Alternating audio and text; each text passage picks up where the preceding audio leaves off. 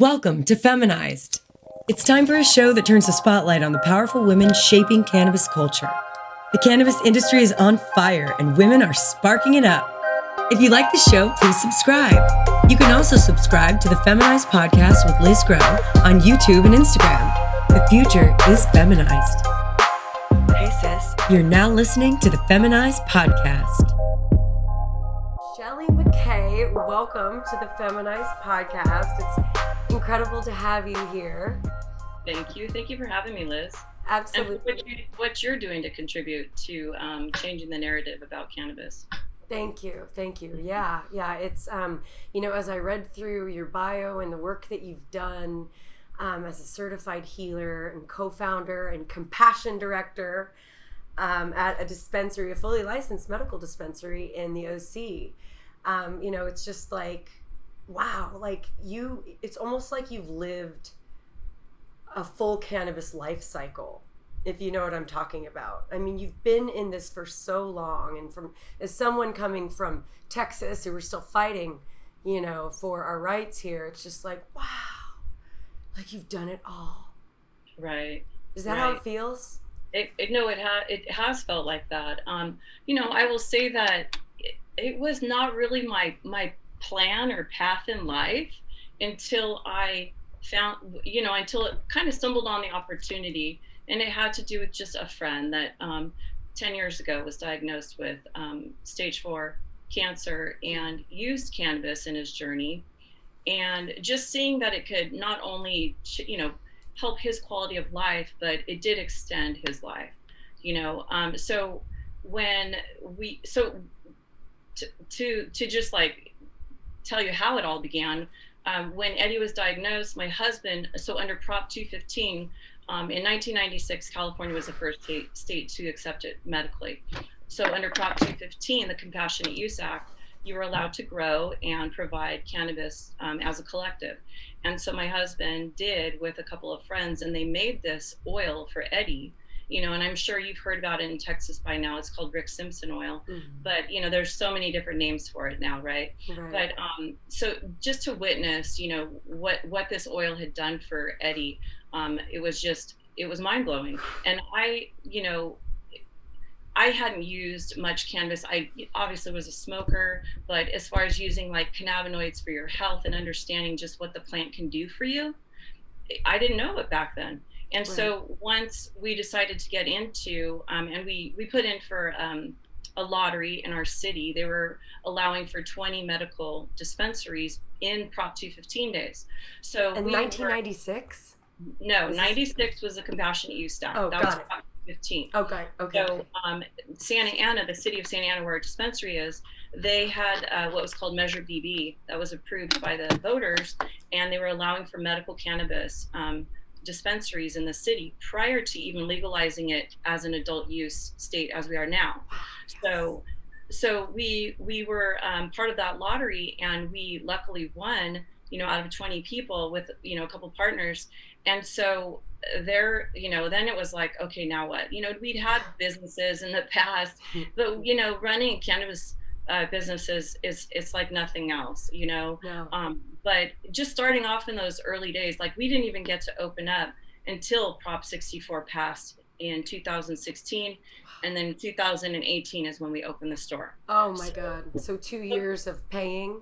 Oh gosh, we had a neighbor that we had antiquated bylaws, and the neighbor in our business park said, nope, we're going to amend it, and we don't want cannabis in this business park.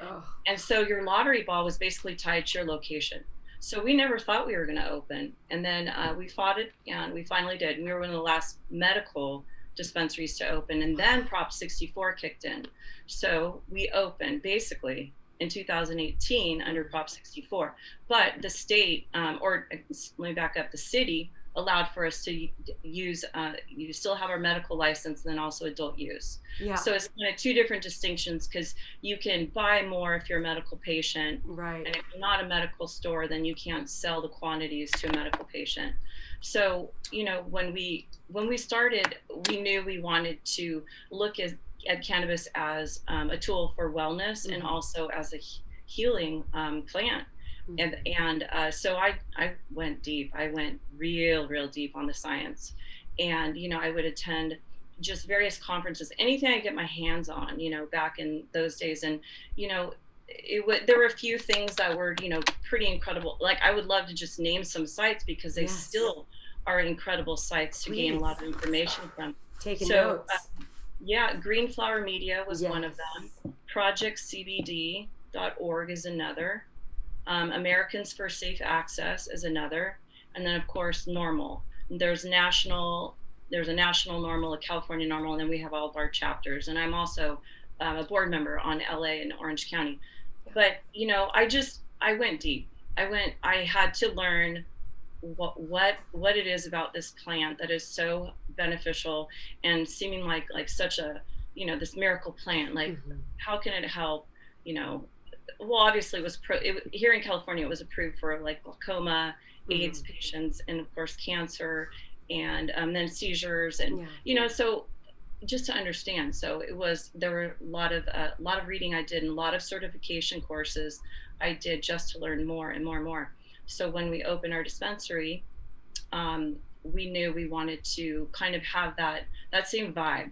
Where you're coming in and we're going to teach you about the plant. We're going to certify all of our cannabis caregivers to understand, like, because in California there's over 44,000 different items that you can bring into a store. I mean, a lot of them, you've got a lot of flour and pre-rolls, but there's so many crazy categories. There's just and there's amazing products out here too. Right. So it just seems like such a tangled web, looking from an outsider's perspective in, and just, you've got so much endurance. You have, you've been like battle tested, fighting at every turn, because for all the brands that I learn about, like you, there are hundreds of people who've tried, and they've invested all of their money and their time and their hopes and dreams, and it just didn't work out for them. So how did you guys, in those 2 years, I guess between 2016 and 2018, how did you guys just like stay strong and stay the course? And I mean, I assume you guys are still together. Are you guys still together? Yeah, we're still partners. So the partners that were involved had to, of course, financially, we bootstrapped the whole dispensary from construction to bringing in product and opening. But in the 2 years prior, we were patient. We knew we were going to fight that. The city had to indemnify us if anything came out of it. But so we ended up working. I worked for a company in Northern California that would sell ratioed oils and RSO to doctor referred patients. And so I was basically a cannabis coach, and that's where I learned quite a bit in those 2 years. Great. So we wanted to bring that over to Kannabis Works, because I think it's essential in just how do you sell a product that it has 5 different cannabinoids in it. Why would you even want to buy that product? So we wanted to educate, of course, not only the consumers coming in, but our staff, so that they would be knowledgeable, and help. So I had seen some incredible things, though, working under Prop 215. It was quite a bit of cancer patients, but just like with Eddie, how it not only improved quality of life, it gave them just a more graceful exit from this world. And the things I've seen over the years too in the dispensary, people coming in for, their top reasons are sleep, pain, and anxiety. And to see, just so much of what I've seen and how it has helped, it's just you can't walk away and think it's not medicine. Yet here it's still, Schedule 1 per the federal government.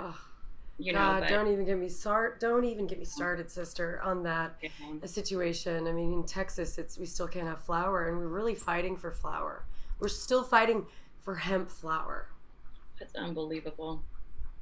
What is allowable in Texas right now? It's at 0.5%, right? Yeah, at 0.5%. But here's the thing. We can't get mired in the numbers that the legislators have chosen, without any real research, without any real open dialogue with farmers and other. pretend to know what happens at levels, in the government, but it looks like the decisions that they're making, they have really not invested. They haven't invested any time to get to know this plant and get to know why this plant is taking the world by storm, and everyone around us, including Mexico. It's legal. We had to fight very hard in 2019 to get our Compassionate Use Act, which is, misnamed. It's a very, very restrictive program where you have to find a doctor who's willing to give you a prescription, not a recommendation. And you of all people in California know how important the distinction is. We don't even protect our doctors here in Texas. So there is a lot that we have to fight, but we do have a compassionate use program. It expanded in 2021. I am a patient because I have diagnosed PTSD, unfortunately, but thank God now I can get medicine in the state. No flower. Flower is illegal. So what products are you buying then? So gummies, tinctures, beverages, chocolates. There are 6 license holders in the state and only 2 are manufacturing. I've heard of a 3rd, but I haven't seen them. Interesting. So I think that is, obviously flower is so important because, what about somebody that needs a little bit of relief and right away for what they're feeling? Yes. There's a huge distinction between Delta 9 and 11-hydroxy THC. Thank you. Yeah, thank you. It's all about the education. So, and that's also why, as I, continued in the industry and I saw just all the things that needed change, the inequities, the regulations, the high taxation. In our store, we tax 32%. That's not because we're deciding that. Right. We have to charge the state sales use tax, plus California is taking a 15% excise tax. And then the city that's allowing us to have cannabis in there is charging 8%. So, that's before the federal government has even said, okay, we're legalizing this now, and now we want our piece. Because what's even been introduced right now, they're already looking at tax increases. So well, the little farmers are going. There's no room for the mom and pops, the craft cannabis. As I guess again, outsider's perspective in being privy to the conversations that I've been lucky enough to sit in on. Truly, look, respectfully, I love having this conversation because I don't want this to happen in Texas. Right. Because someone's gonna get it. Someone's gonna pick up that football and just boop, it's going to go right across the goal line, and we're all going to win because we have 30 million in Texas. Okay, not I'm not just talking adult population, but we have a total population of, and then our borders. We need to do it right. I don't want to squeeze the local Liberty Market grower out. Right. So anyway. Right, and that's what we're obviously seeing happen here in California. And it's been the hardest thing to watch as a retailer because, bringing in those small mom and pop farms, the legacy farmers that have been there for 3 generations up in Humboldt, Mendocino, and they can't get their flower into a legal dispensary. It's unbelievable. And they're charged a cultivation tax. So everything out here right now in California is overregulated and overtaxed. We are fighting it tooth and nail. We went to Sacramento and lobbied with Norml and ASA last month because there's some tax reform bills that are hopefully going to go through, but and that's what I would encourage. You guys have Texas Norml, you have Jax. She's incredible. So hopefully she's amazing. She can help steer the state, like honestly. Absolutely. They just need more people to get involved, and to step up and want to be part of that process because it is all in volunteer, That's it. Yeah, that's absolutely right. And we were inspired by Jax and Heather Fazio, her kind of counterpart in Texas. Texans are responsible marijuana. I mean, we're all part of the same, right? And Jax is just so dynamic and wonderful to watch. It's like, okay, how can we help? Let's put a camera on her. Let's create cool stuff about her. Let's get her on a podcast and spread her message and her cuteness.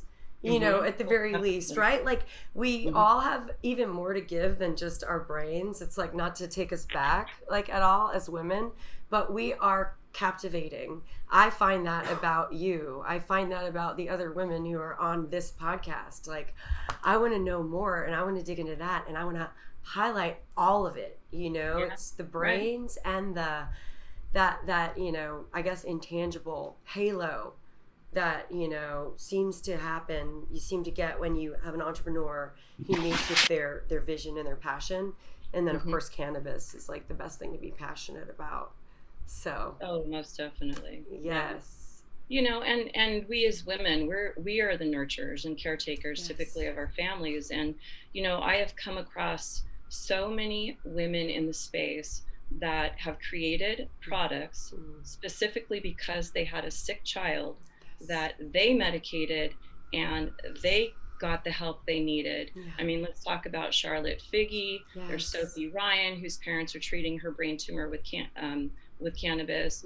You know, another good friend of mine, Miko Perez, her son had autism and also he had seizures, which was you know, helped by cannabis. But you know, Texas, the moms of kiddos with intractable epilepsy, that's how we have cannabis. In Texas. And it's needed. It really is. It's needed for a lot more than that, though. It is. You know, it's a bummer that Texas is so far behind, but hopefully, you know, with the help of people like you in this podcast to help change this narrative and remove the stigma, it's medicine, period.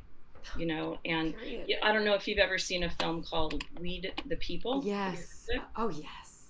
Yeah, so, you know, Ricky Lake produced that with Abby Epstein, and you know, I went to the release and got to meet the patients on film, and the doctor. We work primarily our dispensary. I have a great relationship with Dr. Goldstein, who's in the film, and she sends her pediatric cancer patients to our dispensary because I started a compassion program there a couple years ago at our dispensary. And so we donate the RSO, like grams of oil, to these kids that sadly have, you know, failed Western med. And so now they are seeking the help of cannabis. But, you know, it's just women like that, you know, Dr. Goldstein, the pioneer, you know, she's just the most humble, incredible lady you will ever meet. And she cares so much about those children. And, you know, if you've watched that film, you cannot deny that it's medicine. You know, and it was kind of interesting because her first book was Cannabis Revealed. And then she came out with a book a year or so ago called Cannabis is Medicine. Because it's like, we're not going to sit back anymore and deny it. No. Science is showing it. Patients are saying it, you know, and I just, I will always fight for the consumer and the patient to be able to use that as medicine, which is part, you know, the reason also we started the compassion program. We've been educating quite a bit of veterans in space, and just to help them understand why cannabinoids could be helpful for PTSD and traumatic brain injuries or pain, depression, anxiety. Sadly, you know, the going rate of suicide in the nation is 22 veterans a day. And more have died on this soil than in the last 25 years overseas. And that is atrocious. And so, you know, a lot of veterans, they're under the impression that they can't use cannabis because they'll lose their VA benefits. That's entirely untrue. And so, you know, we started this program to educate, but also to provide cannabis for them, free cannabis, because SB 34 was signed a couple years ago in the state. Prop 64 didn't allow for it. And so, you know, Senator Wiener got on board, and we have SB 34, which passed in 2019. So March 2020, we launched the program with 20 veterans. And now we just had our 20th event last weekend. We have over 200 men and women that come to us every 6 weeks for free meds. And that's, of course, it's donated by the vendors in the state, but it's just. But that costs money. That costs those vendors who are getting taxed up the ass. Excuse my French. But what the fuck are we doing? Like, why are the people who are like providing this medicine being, you know, so ground down? You know, because it's not the big corporations giving the meds. No, it's not. It's not. It's top farms from Northern California, Central Right. California, you know, and here in California, and hopefully if Texas ever goes legal, this is one thing I'd recommend. So before we bring a product into a dispensary, it has to be tested against like 66 pesticides and aflatoxin and microbials and moisture content, all this stuff. So before we even get a product in the store, if we don't have that attached COA, then we can't even bring the product in legally. So it's like the cleanest agricultural product you will ever see or consume, but it's heavily taxed. And so it's never going to go to the low income patient that cannot afford taxes. They can't even catch a break. So, you know, 2/3 of the market in California is in the legacy market. 2/3. 2/3. Oh my God. What does that tell you? It's too goddamn expensive for 2/3 of the people. It is. And here's the other problem. That's the crazy. Access. So the municipalities or the cities in California have to agree to allow it in their city. Prop 64 didn't do it enough. But like, what about opiates? Do you have to agree to have those in your city at the pharmacy? No? Interesting. And they're not taxed. Not taxed like cannabis or alcohol or tobacco.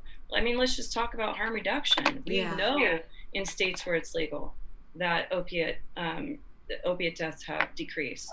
You know, the numbers are out there. It's staggering. And, you know, so I don't know.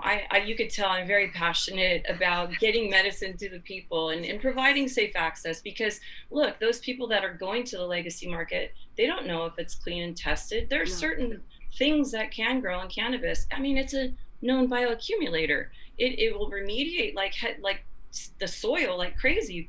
So if you don't know how that is being grown, it's a bummer that they just can't get their hands on clean medicine. So, you know, we have like maybe about 38% of the cities in California have said yes to allow for retail or any sort of cannabis in the city. So we're still fighting that. It just seems so evil, you know. It just seems so it's like it's unbelievable. It's illogical. It's hurting the people, but yet, you know, it persists. And so, this is the part that we're playing, you know, trying to get as many eyeballs and as many, you know, people's minds open to what is actually going on right here and now, not buy into the hype, not buy into the bullshit, and see what's up and be a part of it, be about it. If you love it and if you believe it's your medicine, you know, stand up for those people who can't stand up for themselves. You know, in Texas, we have, you know, this program, but medicine doesn't get to the 2/3 of the people who can't afford the gummies. You know, they can't afford them. You know, it's expensive. You know, why is it so expensive? Why are our license holders, why is it $1.5 million to even apply for a license? I mean, it's wackadoodle. Oh, yeah. Yes, it's disgusting. And if you could be out of state and apply though too, so bring in the money, bring in the clowns is what happens, is what tends to happen, because you know, when there's a for sale sign out there, big and bold, people are going to come in and take advantage of that. When our community and our people are suffering, are still being put in jail, you know, for what I just did on my porch before this podcast. Okay. A thinking person smoking weed. Go figure. Like, people still, wait, what? It's crazy. There's over 40,000 prisoners still for nonviolent cannabis crimes. Yes. You know, and you know, and I also am involved in that here in the state as well, with, you know, via the Social Impact Center and also Last Prisoner Project. And then there's a lot of great things that are looking to not only draw attention towards that, but help rectify it. So, you know, we have a veteran in our program that was helped by Last Prisoner Project, you know, and it's just, it is atrocious that not only, excuse me, were they responsible, like in Prop 215 days, you know, whether they did it right or not, they were growing and bringing medicine to the people, you know, so to get jailed for it and then to still be sitting in jail while everyone is making a buck off of it, it's not okay. So we as a dispensary, we definitely give to those to Last Prisoner Project collect money, we the Roll It collect. Up program. There's the Roll It Yeah, Up program. It makes it easy for you, as a consumer to contribute at your yeah, favorite dispensary. right. Oh, I love that. We collect little eighth jars because there's so much waste now in Oh, in California. Because Prop 215, you'd go into a dispensary and it would be a excuse me. mason jar full, and they would pick it out and weigh it and put it in your little farmers, your little pill, like the little. Yeah, your prescription bottle. Thank you. And Yeah. so now everything, because it has to be tested, it has to be prepackaged as well. Mm. So, and flower dries, they've tried putting like the Boveda little moisture packs in the 8 jars, but there's so much waste. And so Right. we asked to collect all of those little 8 jars. And then I have a friend that she upcycles like alcohol bottles and makes little candles. So we make tons of candles out of these little 8 jars and just sell them. Proceeds go back to Last Prisoner Project. I mean, it's like No, little. I love that idea. I want one of those candles so badly. I can't wait to come back to LA. I am and cannot wait. And I know you're in the OC, and I will be there in the OC, ready to just fully immerse myself in, really what's seen, again, outsider's perspective looking in as kind of, one of the birthplaces. Of course, I know San Francisco, Oakland specifically, a lot of activism there, but, in the OC, you guys have done a lot, have been, certainly in the national stage. And so for all the hard work you've done, I'm just grateful, really grateful. I hope Texans, Texas lawmakers and Texas business people take a page out of your playbook and study what you've done and how you did it. Man or woman, but most women, women are smarter, so they'll be listening first. No. So, okay, Shelly, before I let you go, I have to ask you the Feminized 3, okay? The same 3 questions I ask all of my guests. Don't be nervous. I'm sure you're not. First question. Who is in your dream smoke circle, dead or alive? Ooh. You only have 3 people. Dream smoke circle? Yes. Okay. They are all dead, actually. It would be Mary Jane Rathbun, Brownie Mary. Oh, Brownie Mary, yeah. Jack Herrera. Yes. And Dennis Perone. Oh, wow. I mean, they're responsible for bringing compassionate cannabis to California. I can thank them for that and the legacy that they have left behind. And it's just, I only hope to live up to a portion of what they're doing or what they did. They made such a difference in thousands of lives. And at the risk of, being arrested for it, didn't care, they kept going. And here we are. I know that's why we're in this place in California, thanks to them. So most definitely, I've smoked with his son, with Jack Herrera's son. Yes. But I just, Dan. Yeah, but Dan, we love you. Yeah, not that there's not women I'd like to smoke with, but geez, I mean, it's Brownie Mary. Yeah. Just feisty as can be. I would love to have met her. Just and thank her and thank them for everything they brought to just bringing the plant back. After its sad demise in 1937 and taxing it and taken away from the people. It's just it's been terrible for all of us. Truly. I think we'd all be in much better health if we had been consuming, hemp and cannabinoids and daily intake into our diet. We would have less disease states. I believe that entirely. I'm right there with you. I believe that too. And it's just shocking to me how far behind we are with hemp as an agricultural, product, as a grain that we feed our people and our animals. If anything, Texans should know this. You want to feed your cattle the best. Whether you believe in meat or not, Texas is a big old cattle state. And if we want to appeal to farmers, it's like, think about it, vote, talk about it. We have the power to change these things. And fast track, there's a lot of research happening under the radar. I'm very proud to admit that, we're a part of in some way, shape or form. And it's exciting because I know that hemp is the gateway and THC is the gateway. It's like we need just more cannabis in the state of Texas. And learning from what, the, standing on the shoulders of giants really, Right. is really what's important, I think. Yeah. Well, and get the cattle to start eating hemp. I mean, I think there was, I want to say it was an FDA, yeah, because they're worried about the safety of it passing through to humans. I saw this just like a couple weeks ago. Yeah. I was like, are you even kidding? Just pick up a book and read about cannabinoids. Would you? It's just no, they don't care. Ignorance, and it's blatant. It's depressing. If you don't laugh, you're gonna cry. It's like you gotta shake them. But you know what? Eventually, the universe has the last laugh, and we all get old, and it comes to us in different ways. And let it come to you voluntarily before you actually need it, and it saves your life.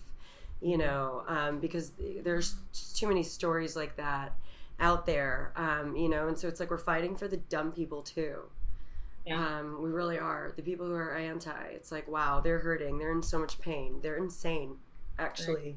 They need more hemp in their diets. Yeah. Truly. Okay, so next question. What other woman is inspiring you right now in the cannabis industry? So I named her before. It is definitely Dr. Goldstein, Dr. Bonnie Goldstein. If you've not read her book, I encourage you to please pick up a copy.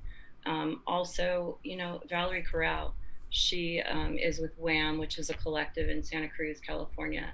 And she has just been so entrenched in the compassion space to take care of her patients. And she's also been arrested. And, can I have a third? Of course you can. Of course. My daughter. There's always room. My daughter works with me in the cannabis space, so she's our inventory. She's our buyer. Our main buyer. She's a central buyer for 4 stores. So she has such a and she's also a horticulture. She graduated. She studied that in school as well. Wow. So I see her on a farm one day, not in little old Huntington Beach where we are. This is so not big for her, but she is just I would love for you to meet her. She's incredible. I can't wait to meet her. Can I have her on the show? Please. Yeah. Just also, because she's meeting with all of these small farmers and all these different companies that are coming with their life savings on the table in front of her. Like, please, can I get this into your store? And she is just such a,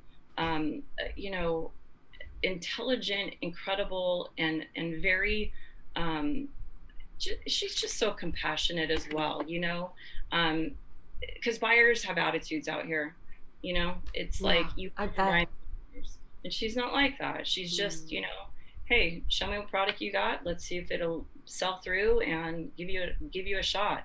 Because you've got like dispensaries out here that are slotting, that are requiring their manufacturers to pay slotting fees, Oh, to God. Like the grocery store.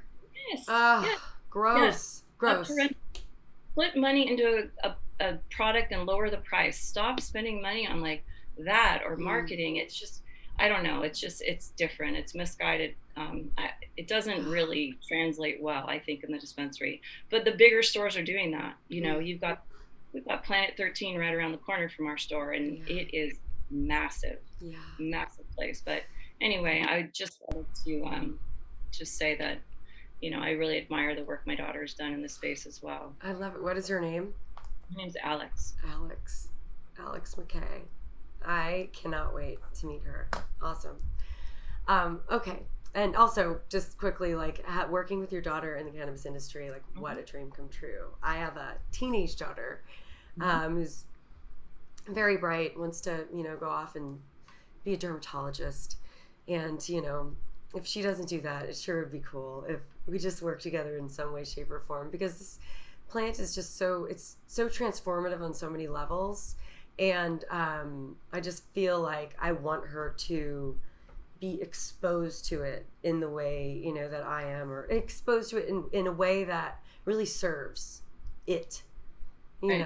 That's kind of what it's about. I'm sure she'll find her way to it, and it'll find her way to her. Right now she's an athlete. She doesn't smoke weed. She's, just a teenager who just does her thing, and God bless that. But, One day I would love to work with her. So shout out to you and Alex for living the dream.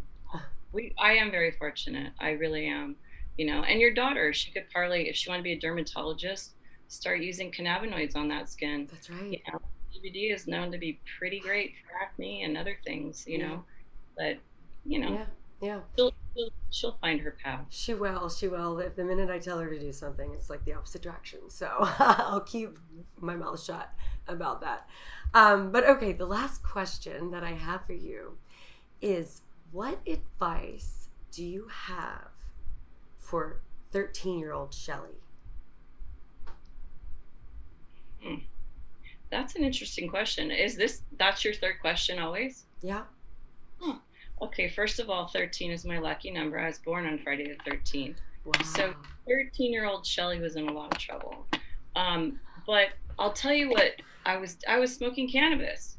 Okay, so by the time I hit 17, because of the war on drugs in 1986, started by Nancy Reagan and the Red Ribbon Campaign, my mom decided I was a drug addict and put me into drug rehab. Oh, God. The way it breaks up families is just so, right? It's too heartbreaking. That's where I met my husband, though. We were both in there for smoking cannabis. Oh, my God. So, we're still married to this day, but what would I tell myself at 13?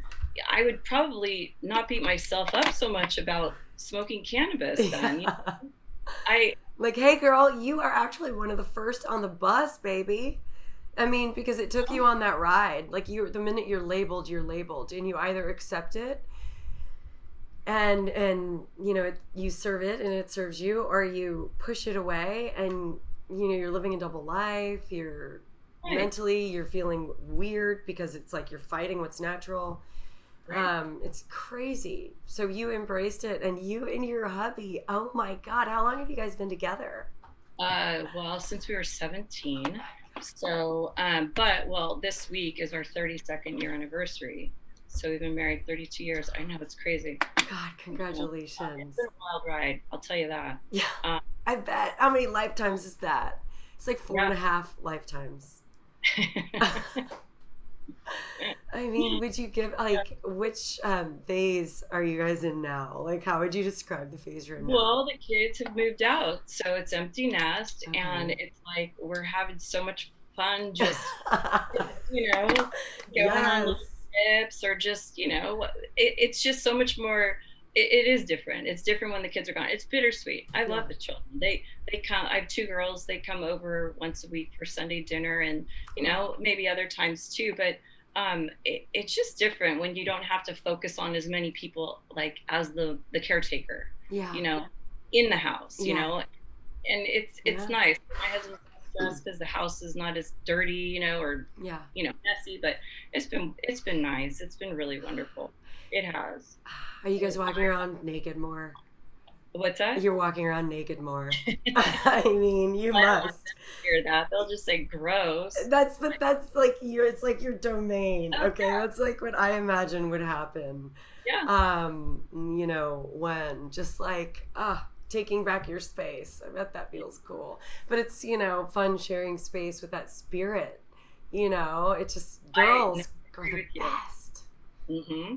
It's like I agree. We had a lot of fun during those teenage years, but they're just as frustrating too.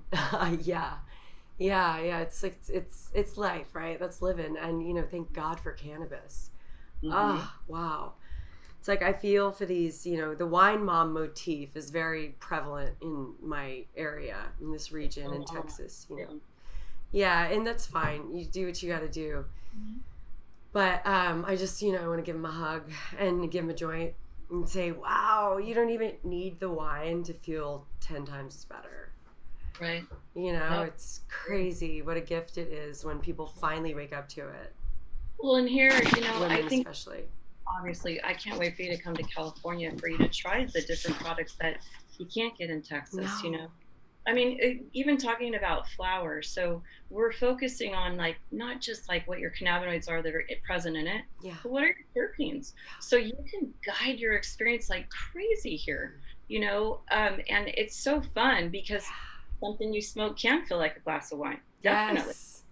And something else you smoke could get you just so motivated to, you know, clean your house and not be stressed about it and have music going and just feel good about it. Give me a Saturday morning strain. Like, yes. And you can do that. You can dial it in because you have an open economy, and it's, you know, it's good. You know, there are pros and there are cons, but the fact is there is, you know, an open economy. Products are being made, brands are being built. People's lives are much better now than they were before, you know, because of it. And you are, you know, you've ushered in that era, and, you know, how beautiful, you know, really the work that you've done. Just congratulations. It's awesome. Truly, Shelly. Thank you so much. And, you know, I had a friend I heard a few years ago back say, you know, you have the privilege of being in the position you're in, referring to me. You know, why can't you use that as a platform for good, you know? And that's what I try to do. I really do. I give my all to what should change in this industry, just even here in California. It's what I can do, you know, and I will always do that while in this industry, you know. I welcome more people. It employs so many. It's just incredible what an economy it has built, you know. And California is sitting on such a huge surplus right now. That sadly our governor is not wanting to reduce our excise tax for cultivation. It's just gross.